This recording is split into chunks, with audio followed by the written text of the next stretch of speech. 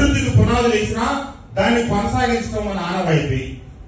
చంద్రబాబు నాయుడు గారు ఏవైతే కొన్ని కళలు కన్నారో ఆ కళల్ని తీసుకెళ్లే క్రమంలో 2004లో వెనకబడినప్పటికీ ఆ తర్వాత వచ్చిన రాజశేఖర రెడ్డి గారు అదే విధానాల్లో ముందుకు తీసుకెళ్లారు. ఉమ్మడి రాష్ట్రాన్ని అభివృద్ధి చేయడానికి ప్రయత్నించారు. జగన్మోహన్ రెడ్డి గారు చిన్న వయసులో ఉన్నారు, తండ్రి బాటలో నడుస్తారు, రాష్ట్రాన్ని అభివృద్ధి చేస్తారని చెప్పి అనుకుంటే ఆయన బాటలో నడిచిన నాలాంటి వాళ్ళు ఎందరమో, నేను కావచ్చు, బుజ్జి గారు కావచ్చు, ఇందాక లంకా రఘురామరెడ్డి గారు మాట్లాడారు, ఎందరమో మేమందరం డిసప్పాయింట్ అయ్యాం.